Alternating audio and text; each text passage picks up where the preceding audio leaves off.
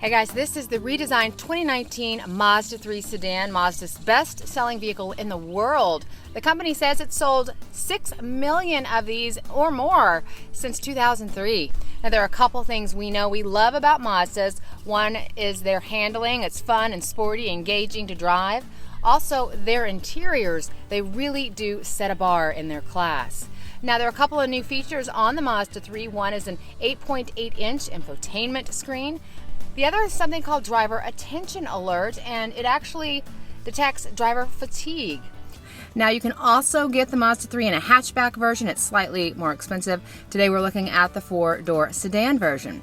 It comes in 4 trims. You can start off with the base model, and then you head to select, preferred, and then the premium trim, top of the line, loaded, and that is what we have today. It comes with active driving display, which is now projected onto the windshield, an adaptive front lighting system, and that's beyond the LED lights that come standard on the lineup.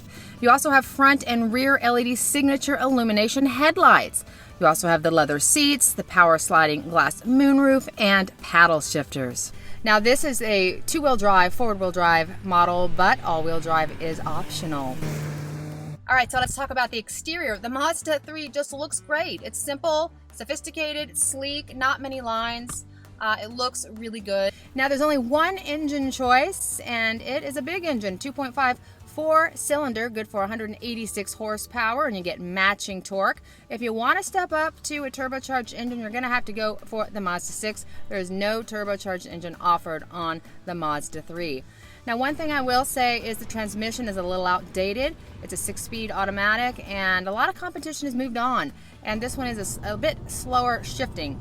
So I would love to see Mazda upgrade this with a couple more gears. You do get G Vectoring Control Plus, and you do get a sport mode, and I really enjoyed hitting that button. That is my drive mode of choice. It really has good, precise steering, and that is what Mazda is known for. It's not something you're gonna get in all the competition in the class. The ride quality is on the firmer side, but it's not too firm. Again, we're talking about a bit sportier drive than you might see in some of the competition.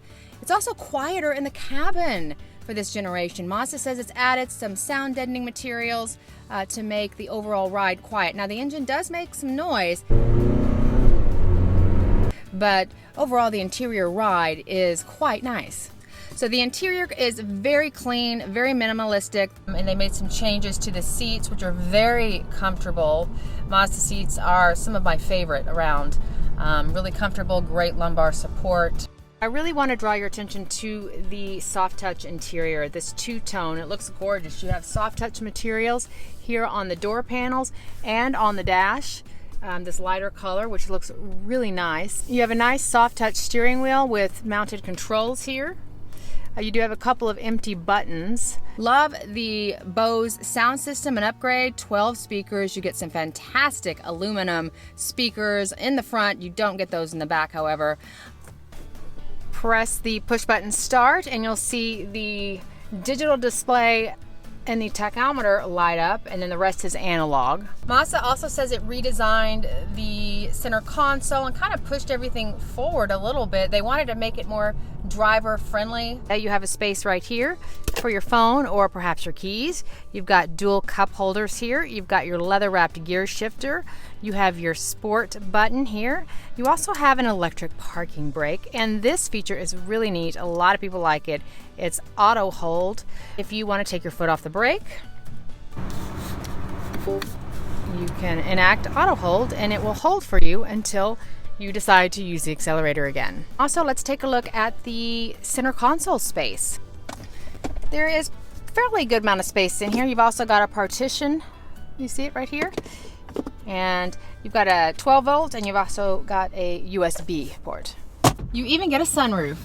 So there's a little bit of cost cutting in the back, but not a lot. You still get the same seats. You get one padded seat back pocket, and you don't get the Bose aluminum speakers back there. One feature I do want to point out is the seat belt feature.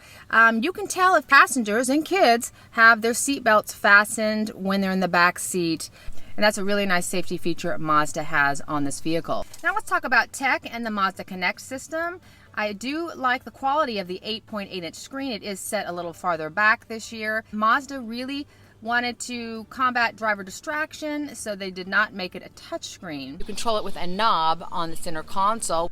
Now I have to say, safety is fantastic on everything but the standard model, which is a little disappointing. You have to really step up to the Select, Preferred, and Premier to get Mazda's iActive Sense, and it's a driver suite, and you get the driver attention alert that detects driver fatigue. You get blind spot monitoring. You get rear cross traffic alert, lane departure warning, lane departure assist. I do have a rear view camera, although it doesn't quite fill up the whole screen. So one cool feature it has is an alert that tells you when you're going over the posted speed limit.